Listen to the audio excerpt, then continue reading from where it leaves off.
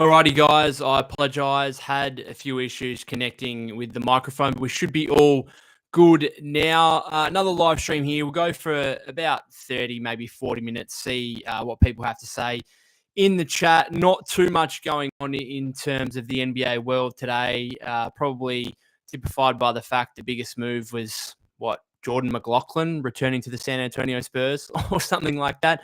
Obviously, we had the huge extensions for Chet Holmgren and Devin Booker, but they were always inevitable, so no surprises there. In terms of the Warriors, I just wanted to provide a little bit of balance here and some more thoughts of mine as I continue to scroll through social media and see all the frustration of fans and the impatience of fans who just want to see the Warriors make a move. And I feel that, right? Like, I think the FOMO element of this, like, we all want the Warriors to do something here and would prefer the Warriors to do something imminently, right? In the next, well, it should have happened already, but in the next few hours, 24 hours, whatever it may be. But I have been preaching patience on the last couple of live streams, and I just wanted to delve into that a little bit more and why I think the Warriors are still in a position here where they can have an excellent offseason and make significant upgrades to a roster that just lost in the second round of the playoffs.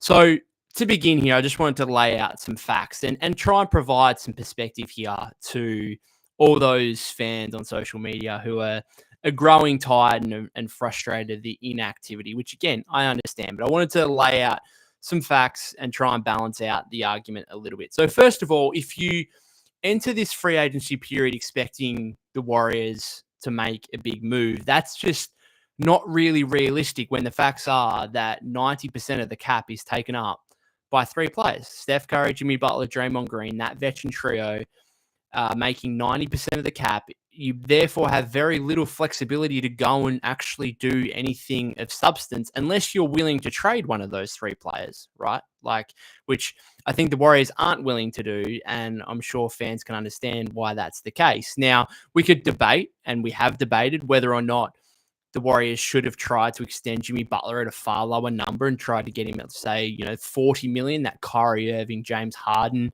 number. And we can debate that, and you might, those who want to argue that may very well be right, but that doesn't help us right now. In the situation we're currently in, Jimmy Butler's contract is Jimmy Butler's contract. That can't be changed. That's just debating past history. So it's not really anything to do with the now and to do with the present, what the Warriors can do here.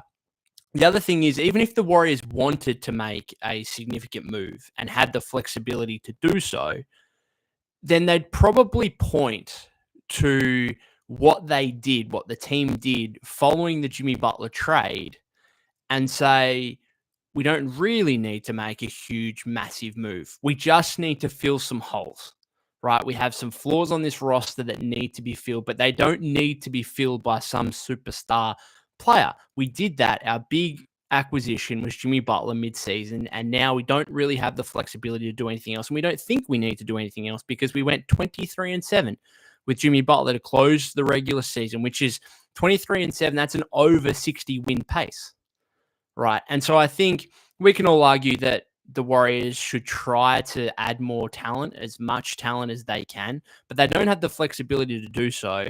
And again, I think it's from their perspective, it's more so about, hey, can we fit some gaps here with some quality players who aren't stars necessarily, but who we know can fit the system and can play around the current veteran trio that we've got. And we think we're not that far away, which, again, we can debate and we can say that the Warriors, from a championship contention perspective, are still well below an OKC and a Denver now with the moves they've made, and a Houston, right?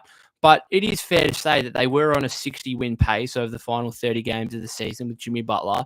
They beat a 2-seed Rockets in the first round. And then the Timberwolves series, again, this is all hypotheticals, but they could have very well won that series had Steph not got injured. I think that's an argument we can have. Again, it's a hypothetical one, but we obviously saw what happened in game one and how dominant the Warriors were for, a quarter and a half while Steph was on the floor. So I think they could very reasonably point to that and say, we don't need any kind of huge move here. because we were a very, very good team, and particularly a very, very good defensive team over those final 30 games of the season. When you look at that team that they had over the final 30 games, they haven't lost anyone that they wanted to keep, right? They haven't, they didn't have any free agents that they wanted to keep but have, walked to another team. Obviously, Loon is the only confirmed departure at this stage, signing a 2-year, $16 million deal with the New Orleans Pelicans. And as Sham says, sup, mate, what's happening? Let me know your thoughts, any more thoughts that you've got in the chat. But they haven't lost, Looney leaves to the Pelicans. And look, the Warriors were never going to match anywhere near that offer for starters. And Loon has come out on the Players Tribune and stated that there was never really an offer for the Warriors that was anywhere there basically wasn't an offer at all. And therefore, I'm pretty sure the Warriors, as hard as it would have been and as heartbreaking as it would have been given what Loon means to the franchise, I think they would have looked at this and said, we've just moved on. We don't need Kevon Looney anymore for this to be a championship contending roster or a deep playoff contending roster. He just doesn't fit into what we're doing, as hard as that may sound for a guy that's meant so much to the franchise. And so they're more than happy to let Looney walk, right? You look at the other guys that could potentially depart this offseason from the roster that ended in that second round series against the Timberwolves. GP2, I still think there's a chance that GP2 comes back, but if he does, it's going to be on Golden State's terms. It's not on his terms. It's going to be a minimum contract. It's going to be one of the final roster spots. It's not necessarily going to be a guaranteed rotation role. I think the Warriors right now are probably saying to GP2, look, wait and see. We'll see what's left over after this Kuminga situation is resolved, and we might bring you back. But we're not necessarily guaranteeing that.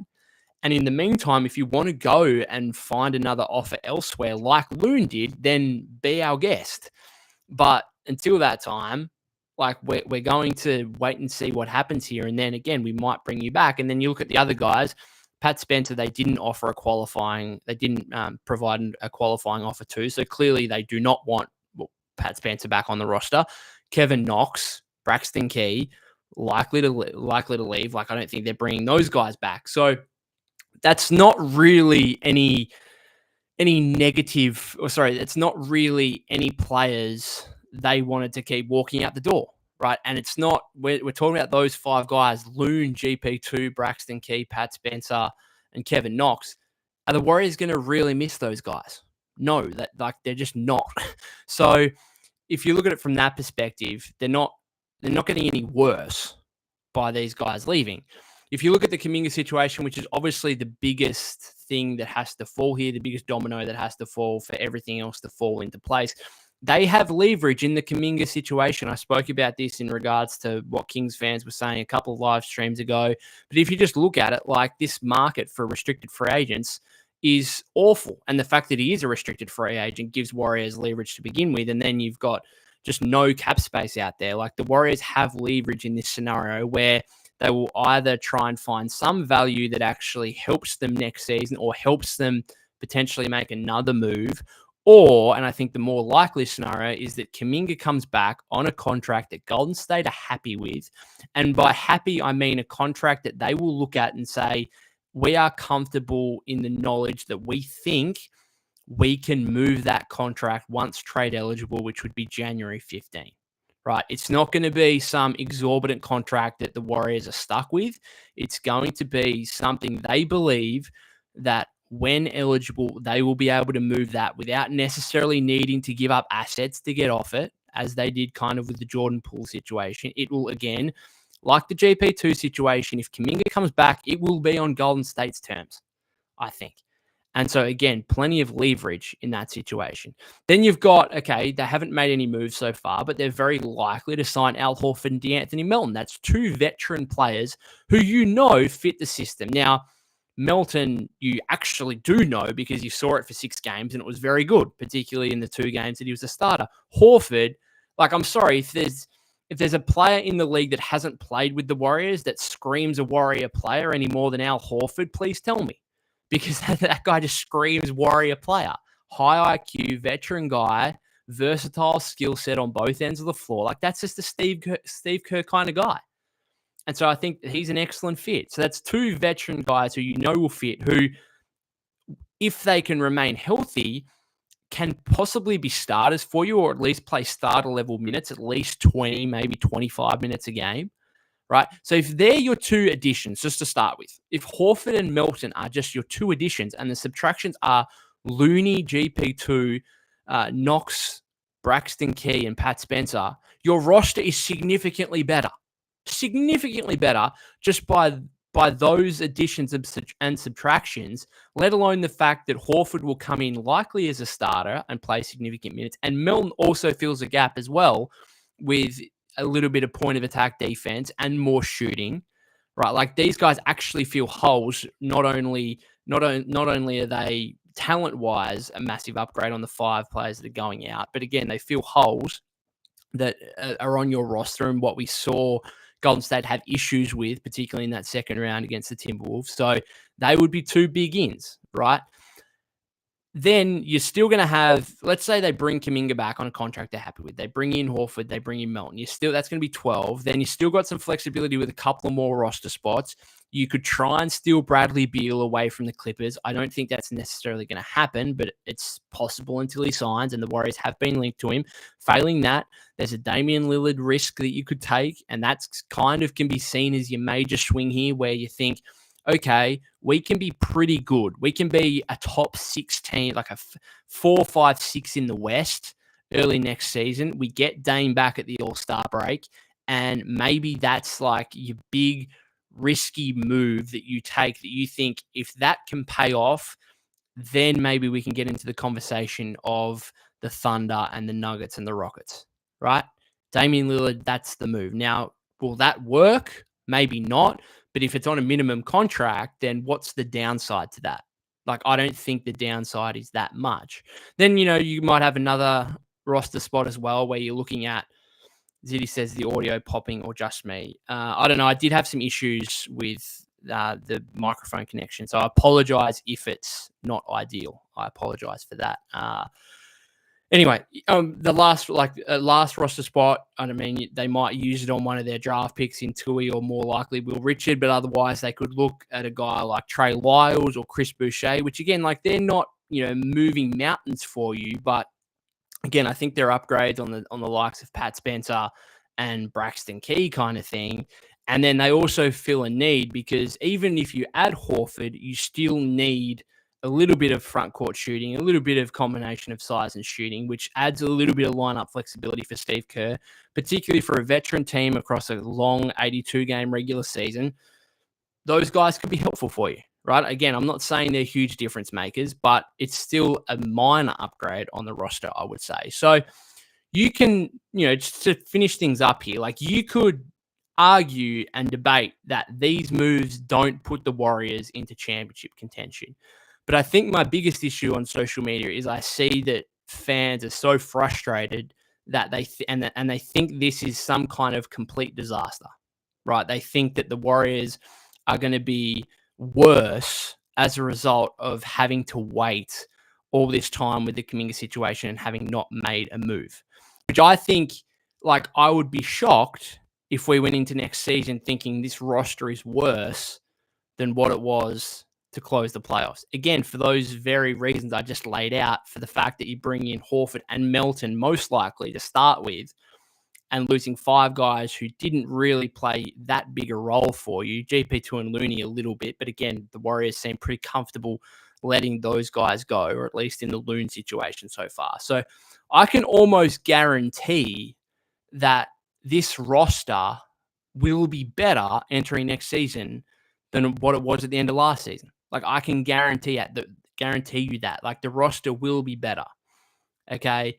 And then, therefore, it doesn't need to be a championship contending roster day one of the season, but will it be good enough to be a playoff team in the West? I'm pretty confident of that.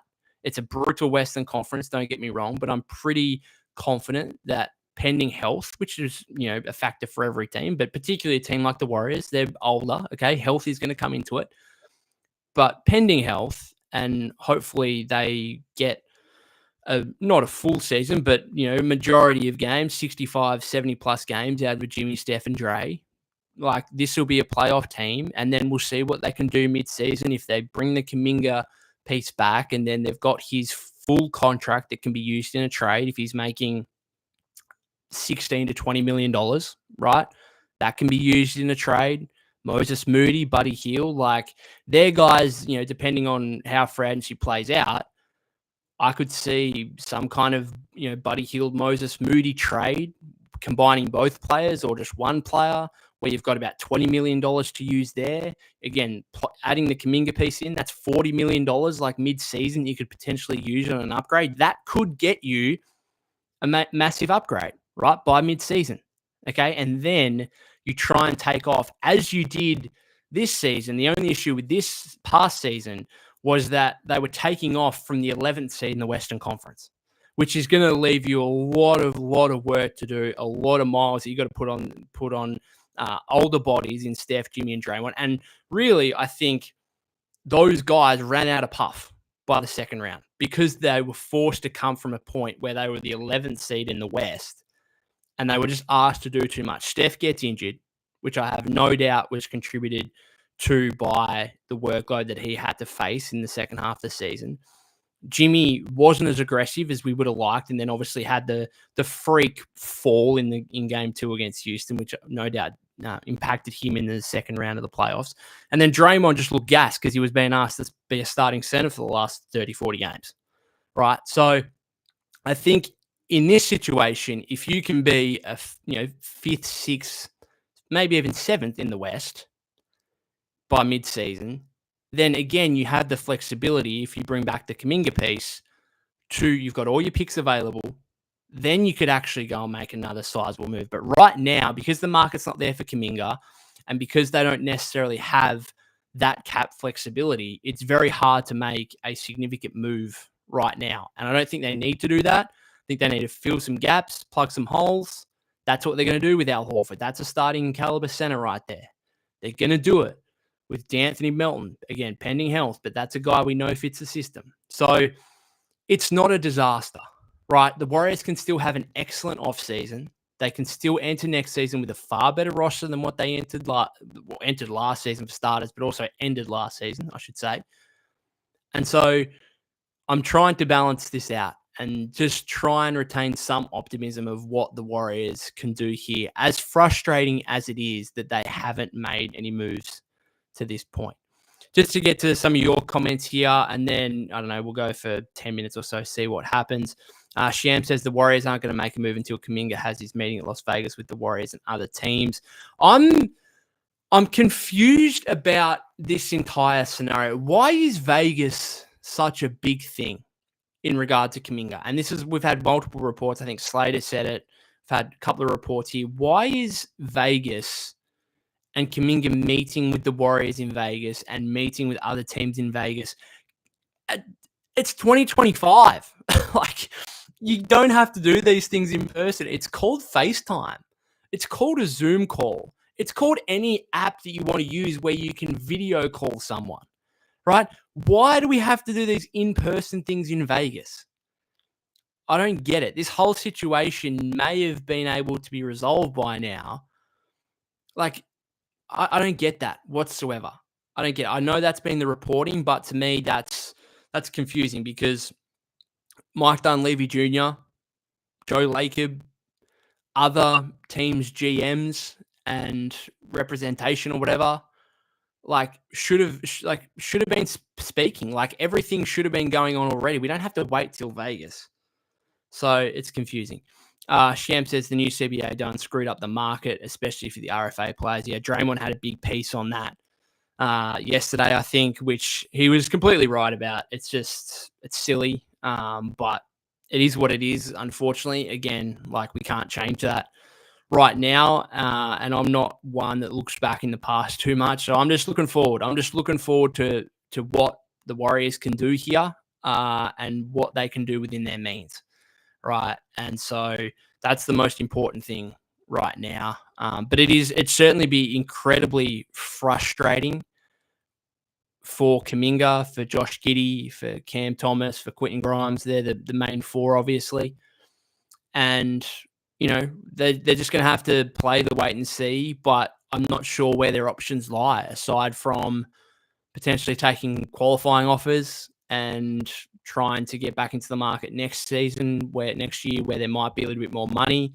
But even then, like, this is just the reality, as you say, of the new CBA and how much money will actually be floating about next year.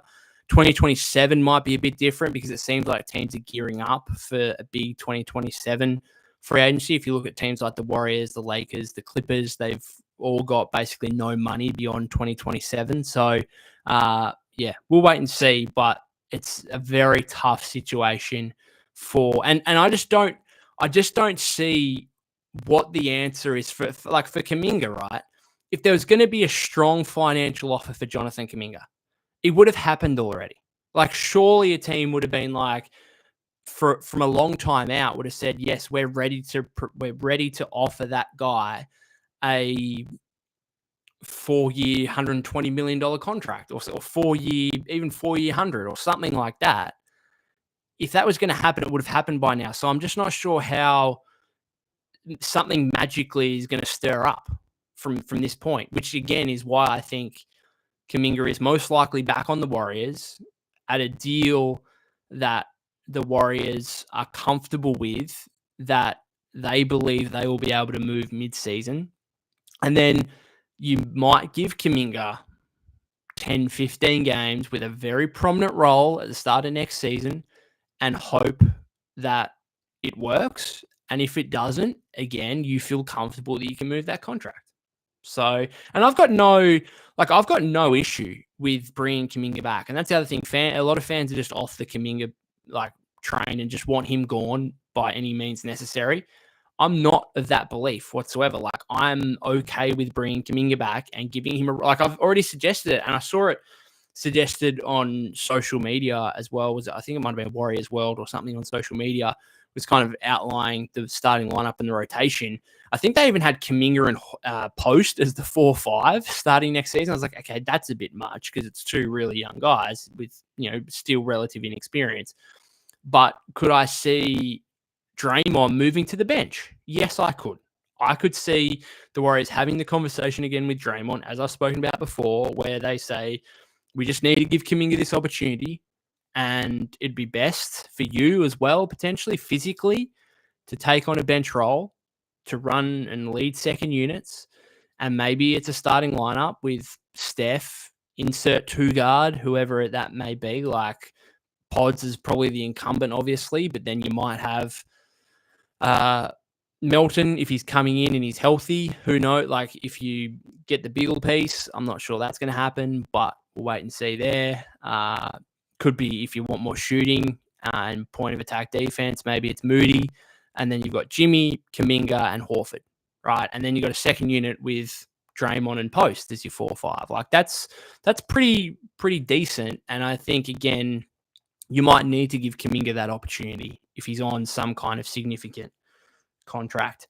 All right. Jack says, I like signing him for 20 to 25. He gets what he wants and half a season to find a trade destination, and GSW can get someone with the full amount of his contract. Yep. I think that's the likely scenario. And I think that's the pretty hopeful scenario right now, because I don't want to lose him and lose the asset for 10 cents on the dollar. And I don't see where the only thing to me is, again, I spoke about this yesterday, is would Keegan Murray try and urge the Kings to make a trade, right? Because he doesn't like his position at the Kings if they've got DeRozan, Levine, Schroeder, Malik Monk, Kuminga. It's like, where's Keegan Murray getting his shots from?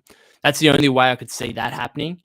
And then from that perspective as well, with a sign and trade, I'm not sure I really want Kobe White when, you could bring in Melton on a minimum or bring in Beal or Dame. I think there's Malcolm Brogdon. I think there's enough guards remaining on the free agency market that I'm not sure I want to target a guard in a Kuminga sign and trade situation.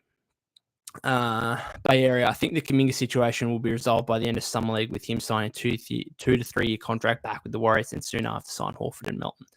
Yep, that's my belief, and that's what I'm holding on to, and that's why I'm still cautiously optimistic and laid out everything I did before, because I can still see the pathway here to what the Warriors are trying to do, which is bring Kuminga back on a contract they're comfortable with, and then the Hawthorn, the Melton piece, and we'll see if what happened with Beale and Dame. And, there's still a couple other guys like Lyles and Boucher, which would be helpful.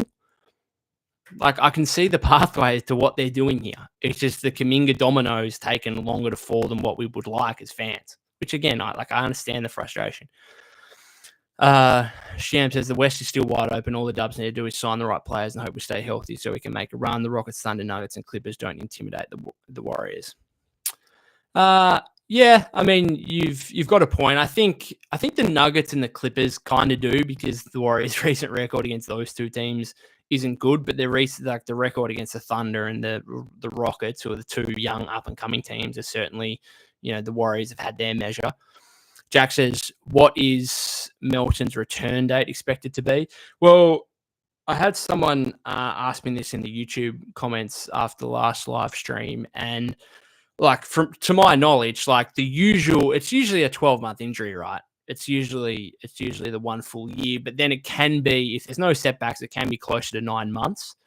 So he did it on early November or something, mid-November. So I wouldn't be surprised if he was back for the season opener. I think that would be the aim. I think coming off an ACL injury at that point in the season, your aim would be to be back by the start of the following season. That would be the aim.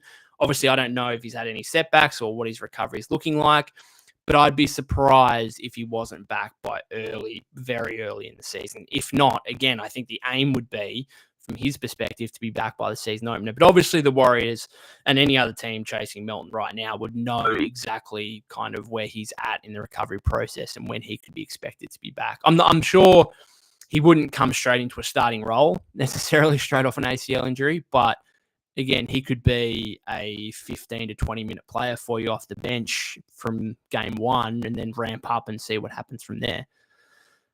Just Blow says, they're killing us, man. Time to put Curry as our GM. He's too busy playing golf, I think. Brent says, I remember Kobe wanted to leave LA at one point. That seemed to work out okay. Not saying JK is Kobe, but still. Yeah, you have a lot of players in these, kind of situations. And I think Kuminga and the Warriors have been smart enough here to know that we can't ruin the relationship, right? We can't put this to a point where there's absolutely no way he comes back, right? Which I think that's the thing. They're exploring sign and trade opportunities. They're seeing what else is out there. But I think at all times throughout this process, that both sides have left the door open to return, because I think both understand that, hey, the best outcome for both right now is, Kuminga coming back, because he can't find a better offer elsewhere, and because no team wants to give up what the Warriors want in a trade. And so I think they've been smart and clever in these situations, at least looking at it externally. Like, we haven't seen, yes, Kuminga came out and, talked to Slater about how he wants a big role and wants to try and become a star. That's fine. Again, I've got no issues with a player trying to become the best player they can be in the league, particularly a 22-year-old who's, a former 7th overall pick. Like, I get it. At no point did he say, I hate the Warriors and I'm not ever going back. At no point have the Warriors said that we're never bringing this guy back. Like, they've left the door open for a reunion because they know that that's probably the likely path they'll have to take at the end of the day. Just Blow says, the only way I trade Kuminga for a guard is if he's a two-way player with some size, and I'm not seeing it. Yep, good point. Obed says, I'm waiting to see what the Kings offer Keegan Murray. He's due for an extension, right? That would be interesting to gauge market value. Yep, so he's obviously extension eligible like Kuminga was last offseason. I'm trying to think, like, what would if Keegan Murray was traded to the Warriors, what would I give him, right? I think it would have to be between 20 and 25 a year, I reckon. Now, I think in an ideal world, Murray would want 25 to 30, right? But this ain't an ideal world for free agents. And I think he would look at this and say, I don't really want to be in a situation in 12 months' time like these restricted free agents are. So that might give some leverage to the team, which in this case is the Kings at the moment, to get a deal done that's closer to 20 million per year. So that's what I think the value would be. the Kings are in an interesting situation to me because, again, we had all the Kings fans say how if the Warriors re-sign Kuminga, they'll be in second apron hell. Well, like, look at their payroll. Look at Sacramento's payroll. Are they going to pay DeRozan, Levine, who are not guys you can easily get off of with their contracts? Sabonis is making over 40. Monk is around that $20 million range. If they're going to pay Kuminga, he's going to want at least 20 to 25 minimum. Are you going to pay Murray 20 plus million on top of that? All of a sudden, they're in apron hell. So I just found it ironic that they were talking about the Warriors cap situation as if they're in some deep, dark, disastrous situation without actually looking at their own payroll and thinking, oh, shit, if we get Kuminga, we're probably in a pretty similar situation. Bayer says, would you trade Kuminga for Giddy straight up? We got Giddy at home. Taron Armstrong. We got Giddy at home. I know for a fact because I spoke to Josh Giddey's dad a few days after the draft. And he said that the Warriors had promised to take Giddy at 7 if he was available. Then the Thunder come in and swoop with pick 6. Warriors have pick 7, take Kuminga. This is back in 2021 draft. So, over 4 years ago now. So, for a fact that the Warriors have liked Giddy in the past. And you can understand why with the size and the ball handling and the playmaking. I don't love his fit necessarily. Allows Steph to get off ball a bit more, I suppose. But, that's kind of what Draymond's been there for. That's his role to kind of take those playmaking duties. The issue with Giddy is his defense and bring him into a elite level defense and a team that wants to remain as such next season. And also his shooting. You bring in another non-shooting threat. His shooting did get better last season. And he will take threes, but teams still aren't guarding him. And if you're adding that into Jimmy Butler, Draymond Green, I don't love that as a fit necessarily. So talent for talent-wise, yes, you would absolutely take Josh Giddey for Jonathan Kuminga. But in terms of the fit at the Warriors, I'm not so sure about that. Alrighty, guys. I'm going to finish it up here in a second. Just Blow says, Giddey doesn't move the needle and Dre's contract is unmovable. I don't think Dre's contract is unmovable. I don't think that's the case at all. I did have a think. That doesn't make any sense, but I did have a thought, I should say. Geez, can I speak English? I did have a thought the other day because a colleague of mine, Grant Belchamber, he wrote an article about Lauri Markkanen's going to be available again. And it's going to be very hard for the Warriors to trade for Lauri Markkanen. But is there any world where if the Warriors kind of make the moves that they want to make here in terms of, bringing in Horford and Melton and getting a bit deeper and replacing the 5 guys they've lost with clear upgrades, would they then have the depth to be able to say, all right, we're going to trade Draymond, Moses, and Buddy and a pick or 2 for Lauri Markkanen? Because financially, it kind of actually works. Now, I don't think that's going to happen because, again, locking yourself into a long-term $200 million Lauri Markkanen extension in these times of the CBA in the second apron, I think that's probably going to turn off. That's going to turn off a lot of teams, and that's why the Jazz, I think, were just completely they should have taken that. Whatever the Warriors were offering last offseason, they should have taken that because now they're kind of stuck in a market where Markkanen individually has, regressed a little bit because his season last year wasn't as good as the year before. And they're also stuck with teams looking around thinking, do we really want to pay him $45 to $50 million a year? Is he worth that for starters? And then secondly, the restraints that puts on us from an apron perspective, that makes things difficult. And particularly for a team like the Warriors who already have Steph Curry making 60 plus and Jimmy Butler making 50 plus, the Warriors aren't going to do that. They're not going to have a top 3 that make even more than what they're currently making now with Draymond as the 3rd guy. So it's interesting. Obed says the Warriors didn't expect JK to fall to 7th. They were excited to pick him at 7. Giddy's a better pods, though, so I can see that working. Mark Stein just tweeted out, but God, when Mark Stein and Shams and whoever else report stuff that just no one cares about, like when I saw the breaking sign from Shams earlier, and I saw and it was like breaking, and then it was like Devin Booker signing an extension. It's like, cool. Like, obviously, it's not a surprise. We need something a bit more juicier than that.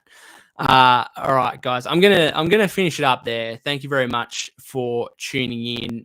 Bit of a shorter one because again, there's not too much floating about, but I just wanted to jump on and try and provide a bit of balance to all the frustration and disastrous kind of outlooks that we've been seeing from some on social media. So hopefully you got a little bit out of that. We'll see what happens in the next 24 hours. Might be back for another live stream again at the same time tomorrow, but we'll wait and see if anything comes up here in regards to the Kuminga situation. And then once that falls, as I've said, once that the Kuminga domino falls, then we're going to probably see quite a lot of action in a short amount of time. But if you haven't subscribed to the YouTube channel already, that'd be greatly appreciated.